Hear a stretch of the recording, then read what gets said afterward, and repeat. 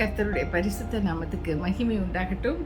இந்த நாளில் நம்ம பார்க்க போகிற வசனம் ஆதியாகமம் 28 வசனம் 15. நான் உன்னோடே இருந்து நீ போகிற இடத்திலெல்லாம் உன்னை காத்து இந்த தேசத்துக்கு உன்னை திரும்பி வர பண்ணுவேன். நான் உனக்கு சொன்னதை செய்யும் அளவும் உன்னை கைவிடுகிறதில்லை என்றார். ஹல்லேலூயா. இவ்வளவு காரியத்தை ஆண்டவர் இந்த யாக்கோபு கிட்ட சொல்றாரு. ஆனா இன்னைக்கு நம்ம மெயினா பார்க்க போறது, நான் உனக்கு சொன்னதை செய்யும் அளவும் உன்னை கைவிடுவதில்லை. கர்த்தர் இந்த யாக்கோபு கிட்ட மாத்திரம்தான் பேசுறாரா? நம்ம கிட்ட எல்லாம் பேசுறாரு தானே. நமக்கு எத்தனை வாக்கு தத்தங்கள் ஜனவரி மாதம் 1ஆம் தேதி ஆச்சுன்னா எல்லா சர்ச்சஸ்லையும் வாக்கு தத்தம் கொடுப்பாங்க. நமக்குன்னு பர்சனலைஸ்டா கஸ்டமைஸ்டா ஒரு வாக்குத்தத்த வசனத்தை நம்ம எடுப்போம் பார்த்தீங்களா? இல்லை சில டைம் பாஸ்டர்ஸ் கொடுப்பாங்க, சில டைம் நம்மளே எடுக்க சொல்லுவாங்க. ஒரு தட்டில் வச்சுருப்பாங்க, நம்மெல்லாம் எடுத்துக்குவோம். அப்போ அந்த வாக்குத்தத்தம் நமக்கு ஆண்டவர் கொடுத்ததா முற்றிலுமாக விசுவாசிக்கணும். அதுதான், அவர் சொன்னதை செய்யும் அளவும் அவர் நம்மளை கைவிட மாட்டார். அவர் சொன்ன ஒவ்வொரு வாக்கு, ஒவ்வொரு வார்த்தையும் ப்ராமிஸ். அது எத்தனை பேர் அதை உண்மைன்னு நம்பி, அது எனக்கு கிடைக்கலையே ஆண்டவரே, இந்த வாக்கு பண்ணீங்க ஆனால் எனக்கு இன்னும் கிடைக்கலன்னா அது கிடைக்க செய்வார். நம்ம அவர்கிட்ட பேசணும், அவர்கிட்ட கேட்கணும், ஆண்டவரே இந்த வாக்கு தத்துவம் எனக்கு உரியதுன்னு. நான் ஒரு 18 இயர்ஸ் இருக்கும்போது ரட்சிக்கப்பட்டேன். அப்பொழுது மதுரையில் தான் எங்கள் வீட்டில் இரவில் நான் தூங்கிட்டு இருக்கும்போது எங்கள் பாட்டிமாவுடைய பைபிள் என் பக்கத்தில் வச்சுருப்பேன். அது எப்போதும் அந்த இடத்துல ஒரு பர்டிகுலர் பிளேஸில் இந்த பைண்டிங் விட்டு போயிருக்கும். அதனால அங்கே ஒரு கேப் இருக்கும். எப்போ திறந்தாலும் அந்த பகுதி தான், அந்த பக்கம்தான் கரெக்டாக நிற்கும். ஆனாலும் நான் அன்னைக்கு ஒரு நாள் நைட்டு எனக்கு ஏதோ ரொம்ப கஷ்டமாக இருந்துச்சு மனசு. நான் என்ன பண்ணேன்னா, எங்கள் ஸ்ட்ரீட் லைட் அப்படியே எங்கள் வீட்டுக்குள்ளே அடிக்கும்.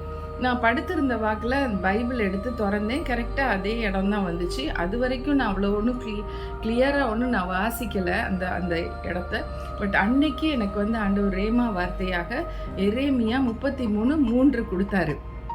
அதில் நீ என்னை நோக்கி கூப்பிடு, நான் உனக்கு மறு உத்தரவு தருவேன், நீ அறியாததும் எட்டாததுமான பெரிய காரியங்களை அறிவிப்பேன்னு சொல்லியிருந்தார். அப்போ எனக்கு சுத்தமாக புரியல.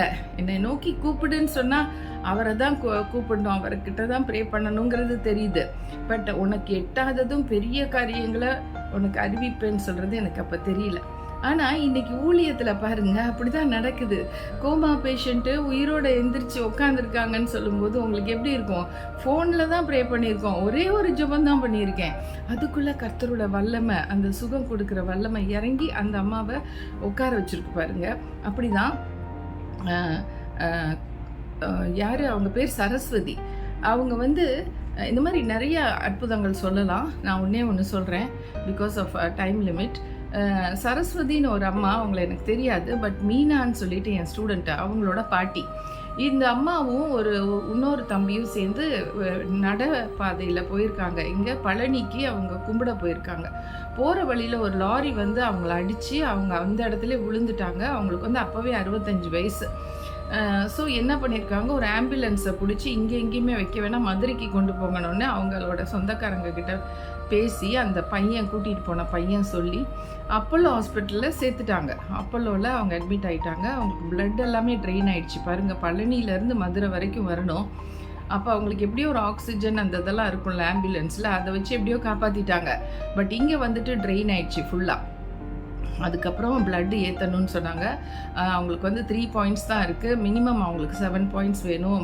அதாவது பிரெயினும் ஹார்ட்டும் ஃபங்க்ஷன் ஆகணும்னா அவ்வளோ வேணும்னு சொன்னாங்க. என்கிட்ட சொல்ல நான் அவங்களுக்காக ஜோம் பண்ணிகிட்டே இருந்தேன். ஜோம் பண்ண அது மாதிரி இன்க்ரீஸ் ஆகிருக்கு இப்போ அப்படின்னு சொல்லி அடுத்த நியூஸ் வரும். அடுத்து என்னன்னு சொன்னால், அவங்களுக்கு ஒரு டெஸ்டிங் எடுக்கணுமா, அப்போ அவங்க இருமிடக்கூடாது, இல்லைன்னா தும்மிடக்கூடாது அப்படின்னு சொன்னாங்க. அவங்க அவ்வளோ நேரமும் இருமிகிட்டே தான் இருந்தாங்க. ஜெபம் பண்ண டைமுக்கு கரெக்டாக உள்ளே கொண்டு போகிற டைமுக்கு கால் பண்ணுங்கன்னு சொன்னேன். கால் பண்ணாங்க. அப்போ நான் ஜெபம் பண்ணது, இருமல் வரக்கூடாது, தும்மல் வரக்கூடாது, இந்த டெஸ்டிங்கில் அவங்களுக்கு கரெக்டாக ரீடிங் எடுத்துருங்க ஆண்டவரே அப்படின்னு சொல்லி ஆண்டவர்கிட்டயே சொல்லி ஜெபம் பண்ணும்போது அதே மாதிரி பாருங்கள், அவங்களுக்கு இருமல் வரல. திருப்பி வெளியில் கொண்டு வந்தால் இருமல் வருது. கர்த்தர் எவ்வளோ நல்லவர் பாருங்க. அதுக்கப்புறம் அப்படியே அவங்களுக்கு வந்து கொஞ்சம் கொஞ்சமாக அவங்களோட வூண்ட்ஸ் எல்லாமே, காயங்கள் எல்லாம் வந்து ஆண்டவர் ஆற்றினார். அவங்க கோமால, அதாவது சிசியூவில் இருந்தாங்க. ஐசியூ நமக்கு எல்லாருக்குமே தெரியும், அது வந்து இன்டென்சிவ் கேர் யூனிட். இது வந்து கிரிட்டிக்கல் கேர் யூனிட், அதாவது எந்த நேரத்துலையும் அவங்களுக்கு ஜீவன் போயிடும். அப்படி இருக்கக்கூடிய கடைசி நிமிஷங்கள், அவங்களுக்கு கடைசி நாளாக கூட இருக்கலாம் அந்த நாள். அதில் தான் சரஸ்வதி அம்மாவை வச்சுருந்தாங்க. அப்போ நான் சொன்னேன், நான் அந்த பக்கம் ரூட்டில் தான், அப்போலோ ரூட்டில் தான் எங்கள் வீட்டுக்கு போவேன், நான் இன்றைக்கி பார்க்க வர்றேன், நீங்கள்லாம் எங்கே இருப்பீங்கன்னு. ஏன்னா அவங்களெல்லாம் நான் பார்த்ததில்ல. மீனா மாத்திரம்தான் எனக்கு தெரியும். பட் மீனா வந்து அப்போ காலேஜில் இருக்கா. ஸோ அவங்களோட ரிலேட்டிவ்ஸ் எல்லாம் தான் அங்கே அப்போலோவில் இருக்காங்க. நான் சொன்னேன், இந்த மாதிரி ஒரு கலர் ட்ரெஸ் போட்டுட்டு இந்த படிக்கட்டுக்கிட்ட நான் நிற்கிறேன்னு சொன்னேன்னா, அவங்க மேல் மாடியில் இருந்தாங்க. அட்டெண்டீஸ் எல்லாம் மேல் மாடியில் இருப்பாங்க. எல்லோரும் வந்தாங்க. அது ஒரு 15 பேர்கிட்ட இருந்தாங்க. அப்போ நான் அவங்கக்கிட்ட சொன்னேன், நான் ஒத்தையில் வந்து அம்மாக்காக நான் ஜெபம் பண்ணுறேன், நீங்கள்லாம் குடும்பத்தை ஆளுங்க, நீங்களும் சேர்ந்து ஜெபிக்க வேண்டாமா, நீங்கள் இயேசுகிட்ட ஜெபிக்கணும், வாங்க நம்ம எல்லாரும் இங்கே முட்டி போடலான்னு சொல்லிட்டு அந்த பாத்வேலே எல்லாரும் முட்டி போட்டிருக்காங்க. டாக்டர்ஸ் நர்ஸ் எல்லாம் எங்களை கிராஸ் பண்ணி போயிட்டு பார்த்துட்டு போகிறாங்க.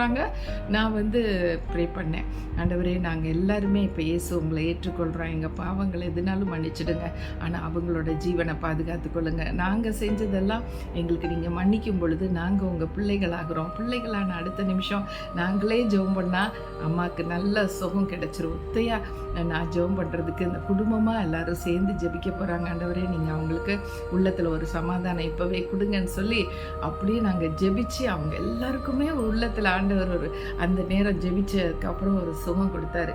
அதுக்கப்புறம் கொஞ்சம் கொஞ்சமாக அவங்க இதாகி நல்லா ஹீல் ஆகிட்டாங்க பாருங்கள். அவங்க கோமாவில் இருந்தாங்க. அவங்கள நான் உள்ளே போய் ஒரே ஒரு நாள் பார்க்குறேன்.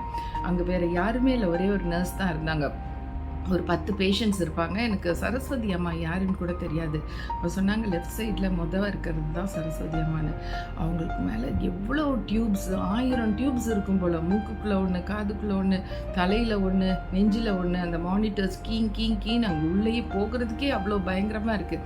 அப்படி உள்ள சூழ்நிலையில் சரஸ்வதி அம்மான்னு நான் கூப்பிட்டேன். அவங்க கண்ணை திறக்கிற மாதிரி இல்லை, she was in coma. So அதுக்கப்புறம் நான் வந்து நான் அங்கே நின்றுட்டு ப்ரே பண்ணிவிட்டு அப்படி வெளியில் வந்துட்டேன். அதுக்கப்புறம் அவங்க நல்லா சுகம் பெற்று வந்துட்டாங்க, ஜீவனோடு இருக்காங்க. கர்த்தருக்கு மகிமை உண்டாகட்டும். எதுக்கு இந்த சாட்சியை நான் ஆண்டவர் சொல்கிறதுக்கு இந்த நேரத்தில் வச்சுருக்காருன்னா, இது ஒரு பெரிய காரியம். இது வந்து ஒரு ஜீவன் போகிற டைமுக்கு அவருக்கு திருப்பி மீட்டு கொடுத்துருக்காரு. இது எப்படி நடந்துச்சு? நமக்கு எட்டாத தூரத்தில் அவர் சொன்னார், நீ அறியாததும் உனக்கு எட்டாததுமான பெரிய காரியங்களை நான் அறிவிப்பேன்னு சொன்னார். அந்த வாக்கு பாருங்க, அது சொல்லும் அளவும் அவர் கைவிடுவதில்லை. அப்போ அவர் சொன்னதை நிறைவேற்றி கொடுத்தாரு இல்லையா? அது மாதிரி தான் யாக்கோபு கிட்ட சொல்லியிருக்காரு, உனக்கு சொன்னதை செய்யும் அளவும் உன்னை கைவிடுகிறது இல்லை. உன்கிட்ட என்னென்ன சொல்கிறேன், நீ திருப்பி இந்த ஊருக்கு வருவ, திருப்பி இங்கே வந்து நீ நல்லா ஆசீர்வாதமாக இருப்ப, நான் உன்னை ஆசீர்வதிக்கிறேன், இந்த வாக்கு நிறைவேறும் பாருன்னு சொல்லி தான் அனுப்புகிறார் ஆண்டவர். யாக்கோபோட வாழ்க்கையில் பெரிய பிரச்சனை ஆயிடுச்சு. அந்த அண்ணன் தம்பிக்குள்ளேயே ரொம்ப சண்டை ஆயிடுச்சு. அண்ணன் கொல்றதுக்கு ரெடியாக இருக்கான். அம்மா அவங்கெல்லாம் சேர்ந்து நீ அம்மா வீட்டுக்கு ஓடி போயிருன்னு சொல்லி அப்படி ஒரு பிரச்சனைக்கு நடுவில் தான் இந்த யாக்கோபை இயேசு கிறிஸ்து சந்திக்கிறார். அவர் சொல்கிறார், நீ கவலைப்படாத, நீ பயப்படாத, நான் உன்னோட கூட இருக்கேன்னு சொல்கிறாரு. அப்படி ஒரு ஆதரவான வார்த்தைகளை எல்லாம் ரிஜெக்ட் பண்ணி எல்லாம் வீட்டை விட்டு வெளியே போன்னு சொல்லி தள்ளி விட்டவங்களுக்கு ஆண்டவர் ஆதரவாக இருக்காருன்னா எப்படி ஒரு நல்ல. நம்ம இன்னைக்கு யோசித்து பார்க்கணும், நம்ம வாழ்க்கையில் என்னென்ன நம்ம எத்தனையோ முறை நம்ம வந்து நிறைய வாக்குத்தத்தங்கள் பெற்றிருக்கிறோம், ஆனால் அது இன்னும் நிறைவேறலை. நான் ஆண்டவர்கிட்ட கேட்கணும், எனக்கு நிறைவேற்றி கொடுங்க ராஜா, நீ அவனுக்கு நிறைவேறும் வரைக்கும் நான் அவனை கைவிட மாட்டேன்னு சொன்னீங்கல்ல, அதன்படி எனக்கு செய்யுங்கன்னு சொல்லிட்டு வாக்குத்தத்தங்கள் ஆண்டவருக்கு ஞாபகப்படுத்துங்க. ஆண்டவர் என்கிட்ட சொல்லியிருக்காரு, நான் உன்னை விட்டு விலகுவதும் இல்லை, உன்னை கைவிடுவதும் இல்லைன்னு சொல்லியிருக்காரு. அதை நிறைவேற்றி வச்சிருக்கிறாரு. என்னை எப்போ அவர் கைவிட்டாரு? அவர் எப்போ என்னை விட்டு விலகி போனாரு? இல்லை, நான் அவரை தேடி தேடி தேடி அலைய நான் கண்டடையும்படிக்கு தான் செய்கிறார். உன்னை வாழாக்காமல் உன்னை தலையாக்குவேன்னாரு. என்னைய தலையாக தான் வச்சுருக்காரு, என்னைய வாழாக்கலை, நான் கீழாகலை, நான் மேலே தான் இருக்கேன், டாப்பில் தான் இருக்கேன். இன்றைக்கி நிறைய பேர் ஜெபத்துக்கு என்கிட்ட வர்றாங்க, ஃபோனில் நிறைய பேர் பேசுகிறாங்க. இந்த செய்யக்கூடிய இந்த வீடியோஸ் எல்லாம் யூடியூப்பில் போட பார்க்குறவங்க எனக்காக கொஞ்சம் பண்ணுறீங்களான்னு சொல்லி வராங்க. கர்த்தருடைய ஊழியம் மகா பெரிய உன்னதமான ஊழியம். நிறையா பேருடைய கட்டுகளை உடைக்கிறோம், நிறையா பேருடைய துன்பங்களை மாற்றி போடுகிறோம். இதுக்கெல்லாம் கர்த்தர் எங்களுக்கு எப்படி ஒரு ஆதரவு ஆதரவாக இருக்கார் பாருங்களேன். உனக்கு எட்டாததுமான பெரிய காரியங்களை செய்வேன். அதே போல் இந்த யாக்கோபுக்கு ஆண்டவர் சொன்னது, உனக்கு சொன்னதை செய்யும் அளவும் உன்னை கைவிடுகிறதில்லைன்னு ஆண்டவராக இயேசு சொல்லியிருக்கிறார். கர்த்தருக்கு மகிமை உண்டாகட்டும். இந்த வேலையிலும் நாம் ஜெபிக்கலாம். நல்ல தகப்பனே, உமக்கு சோத்திரம் ஆண்டவரே. இந்த வேலையிலும் சரஸ்வதி அம்மா ஆண்டவரே கோமா நிலையில் இருந்தாங்க. அவங்களுக்கு என்ன நடக்குதுன்னே அவங்களுக்கு சுத்தமாக தெரியாது. ஆனால் ஆண்டவரே அந்த அப்பல்லோ ஆஸ்பத்திரியில் வச்சு அவங்கள கவனித்து அவங்களுக்கு மறுபடியும் ஜீவன் உண்டாகும்படிக்கு ஜெபித்து ஜெபித்து ஜெபித்து ஜீவன் போயிருமோங்கிற நேரமெல்லாம் நாங்கள் அதிகமாக ஜெபித்து ஜெபித்து ஜெபித்து அந்த 65 வயது தாயாரை ஆண்டவரை நீங்கள் மீட்டு கொடுத்தீங்கப்பா. நன்றி ராஜா. ஒரு நாளும் கைவிடாத தெய்வன். அந்த மகளை நீங்கள் ஆசீர்வதிங்க. அந்த அம்மா என்னை பார்க்கணும்னு நினச்சிருக்காங்க. அந்த அம்மாவுக்கு என்ன சொன்னாங்கன்னா, அந்த டீச்சர் வந்து நம்ம வீட்டுக்கு வருவாங்களா, நம்ம வீட்டுக்கு வந்தால் நான் வந்து பெருசாக எதுவும் செய்ய முடியாது, நான் ஏதோ ஒன்று சமைச்சு வைக்கிறேன், அதில் ஒரே ஒரு உருண்டை மாத்திரம் நான் பண்ணி அவங்க கையில் கொடுக்கணும், அவங்க வாங்கி சாப்பிடுவாங்களா அப்படின்னு கேட்டிருக்காங்க. மீனா சொல்லியிருக்கா, அதெல்லாம் அவங்க வருவாங்க, அதெல்லாம் அவங்க அதெல்லாம் ஒன்றும் தப்பாக நினைக்க மாட்டாங்க, அசிங்கமாக நினைக்க மாட்டாங்க, நீங்கள் சொல்லுங்கள் பாட்டின்னு சொல்லிட்டு எனக்கு அட்ரஸ்லாம் கொடுத்தாங்க. கரெக்டாக அவங்க வீடு எனக்கு இன்னும் ஞாபகம் இருக்குது. அவங்க வீடு கரெக்டாக அந்த கேப்ரன் ஹால் ஸ்கூலுக்கு எதிர்த்தாப்புல ஒரு சந்தில் உள்ளே போயிட்டு ரைட்டில் டர்ன் பண்ணால் 2வது மாடி. நான் போனேன், காத்துட்டு இருந்தாங்க. அவங்க அதே மாதிரி சமைச்சு கொடுத்தாங்க, என் கையில் கொடுத்தாங்க. நான் அந்த உருண்டை எடுத்து வாயில் வச்சு சாப்பிட்டேன். அவங்களுடைய பிரியத்தை நான் வந்து நிறைவேற்றி கொடுத்தேன். நம்ம ஒரு சின்ன ஒரு மனுஷனுடைய ஆசை பிரியத்தை நிறைவேற்றும் பொழுது ஆண்டவராகிய இயேசு நம்மளுடைய காரியங்களை அவர் நிறைவேற்றாமல் போயிடுவாரா? எங்கே போவார்? எங்கேயும் போக மாட்டார், நம்ம கிட்ட தான் இருக்கார். ஹல்லேலூயா. நம்ம இன்னைக்கு ஜெபம் பண்ணியிருக்கோம். கர்த்தர் அந்த மாதிரி வாக்கு பெற்றுக்கொண்டவங்க. அந்த வாக்கு அளித்த தெய்வம் பெரியவர்னு சொல்லி நம்பி கேட்கும் பொழுது அதை அவர் செய்து கொடுப்பார். ஏற்ற காலத்தில் செய்து கொடுப்பார். கர்த்தருக்கே மகிமை உண்டாகட்டும்.